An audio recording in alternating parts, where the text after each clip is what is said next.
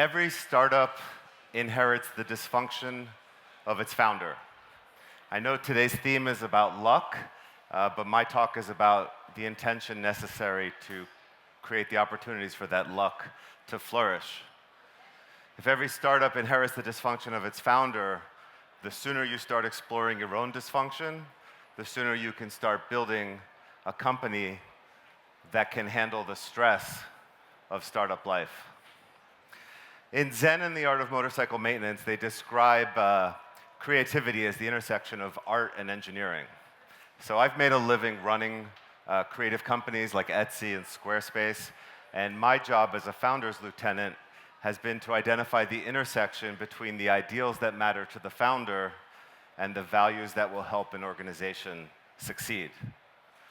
And what I've done personally in my career is I've dedicated myself to the pursuit of perfecting business environments that nourish creative people, that give the engineers and the designers and the marketers and the customer service professionals, the people who bring the products we love into existence, giving them an environment that with the proper effort they can all achieve their best self, they can find satisfaction, be heard, and feel happy in their professional life and bring that home to their personal life.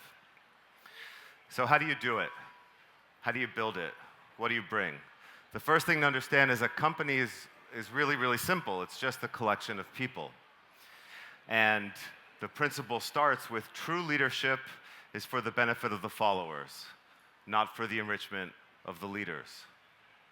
So if you look at your P&L, the number one expense you have is people, and everything you need to do, apart from bringing your product into the world, has to be about creating that environment for your team and the folks who are helping you bring your products into the world. Now, successful teams rarely happen by accident. They require intent. It used to be okay to lock yourself up in a garret and put your nose to the grindstone, and through sheer force of will and intellect, get things done. But that's not true anymore. You need people, you need relationships. The strongest tribes, the strongest teams are characterized not just by smarts and curiosity, but people who are dedicated to furthering the success of others. If you devote your energy to making the team and the people around you better, that will reflect back on you, and they in turn will help you achieve your best self.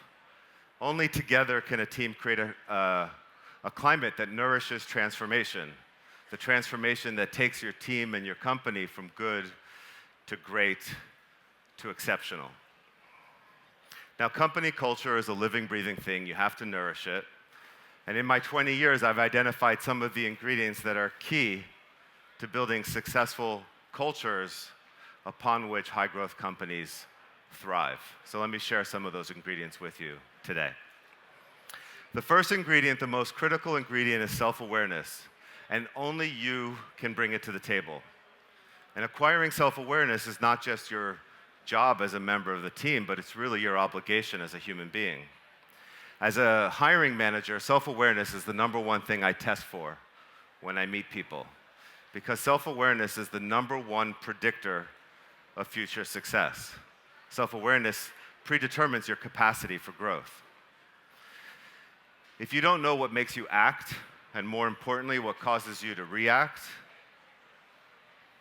how can you find your best self? Without knowing yourself and how you work below the surface, it's impossible to know what motivates your behavior, and it's impossible to regulate your responses to stimuli.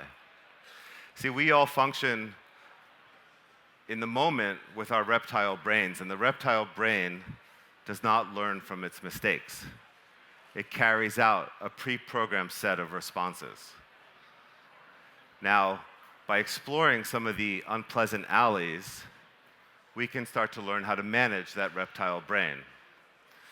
Now, unfortunately, the psyche is built to defend itself, so the walls that you build over time, they calcify, and they make this self-exploration ever more difficult. Walling off the negatives saves you as a kid. It's what keeps you safe, but it's what limits your growth as an adult. So in a nutshell, self-improvement is not possible without self-awareness. Now, this is not a talk about therapy, even though as a New Yorker, You know I'm fond of it. The point is really about having intent around the people you hire and what kind of teams you want to build. And what I've seen is that heterogeneous teams that are willing to explore both their gifts and their shortcomings, heterogeneous teams with diverse life experiences and diverse skills are the successful ones that achieve more than they thought possible. So what you need to do is demand team members that understand what motivates their decision making and understand what drives their creativity. Team members that have a desire to continually improve themselves. The second ingredient is candor. And candor is the only problem-solving technique that works in any situation. But candor goes hand in hand with self-awareness. To be productively candid, you have to be self-aware. Now, a culture of candor starts at the top. The example is set by me or by you, the founder. There can't be any space between what we say we value and what we actually demonstrate. So it starts with my being both self-aware and confident, and my willingness to appropriately discuss the good and the bad and the ugly, why I'm succeeding, why I'm failing, why we are succeeding, and why we are failing. But in sharing those lessons with the team, in sharing what you're learning, why and how, you're building trust. The third ingredient is actually a byproduct of the first two, not a prerequisite, which is a little counterintuitive. When you build a culture centered around speaking the truth, what you're doing is creating an environment of mutual respect. Such a culture regularly imbues your team with courage. And that courage to take risk is what pushes your business beyond thresholds it previously couldn't get through. What we do is we show respect when we assume that someone has the strength to hear the truth and the character to learn from it. Now, candor can be the most powerful tool in your toolbox, but you have to wield it carefully. You have to know how to be respectful. Being blunt is not the same thing as being candid. And the rule is simple: don't be a jerk. What I've learned in the last 20 years is that getting older, maturing, it's like a journey from IQ to EQ. Everyone in this room who's starting a company and working at a young company, you're all incredibly smart, you're all incredibly dedicated, you're working your butts off. And over time, you strengthen your skills of empathy and relationships and communication. And it's really when IQ and EQ add up together to something special that you achieve more. So to know when someone is ready for feedback or more transparent conversations is all a derivative of your EQ. Just because I want to have a kind of conversation with you doesn't mean that the other person is sufficiently self-aware to listen. And of course, there's a big difference between hearing and listening.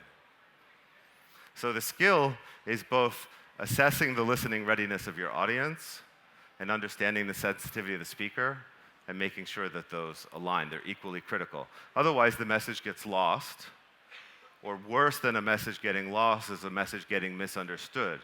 And it's those misunderstood messages in a young organization that can atrophy and metastasize. When I left Squarespace, which now I think was 3 years ago, the best feedback I ever got was on my last day there.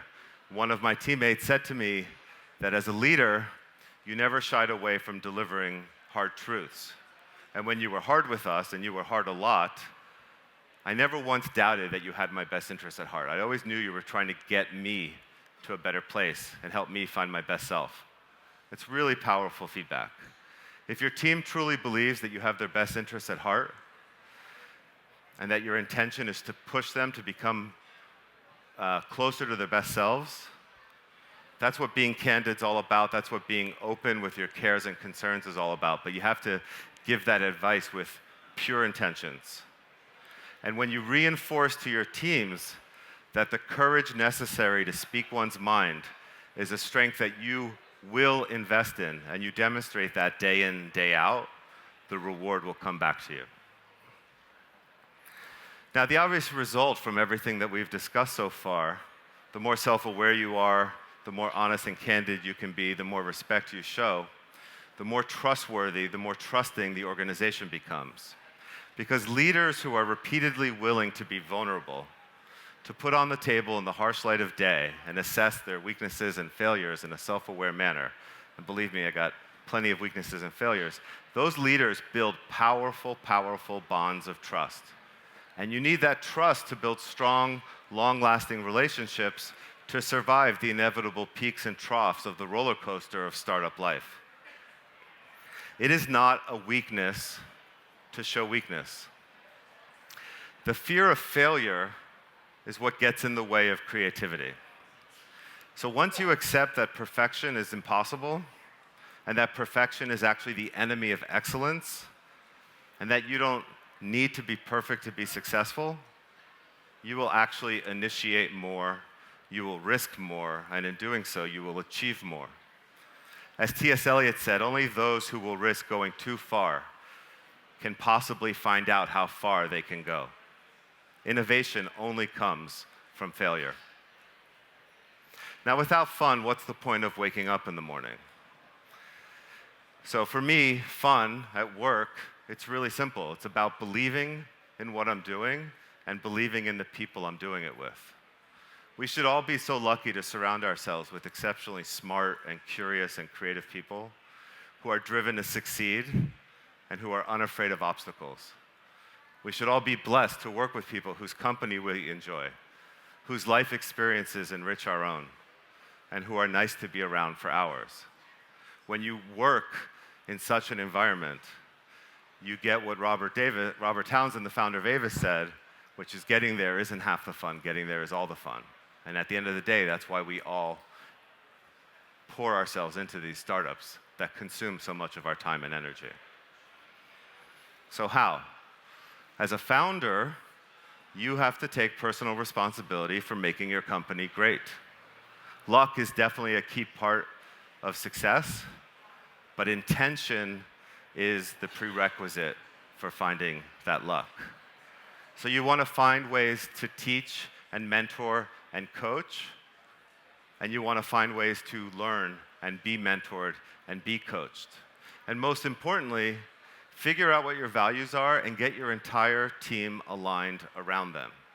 When your entire team is aligned around the same values and they understand why they do what they do day in and day out, then the answer is yes, you can build such a successful culture and environment for people to achieve their best work. So I'll leave you with one last thought. Life, as the cliche goes, is short, and this is very true. It goes very fast. You spend a third of your life working, you spend a third of your life with family and friends, and you spend a third of your life sleeping in a bed. And the principles I talked about today are true every hour of every day. They're true at work, they're true in friendship, they're true in marriage. Because without self-awareness, you can't experience pleasure. And without candor, you can't express and obtain your needs. Without trust, you can't connect. Without failure, you can't learn.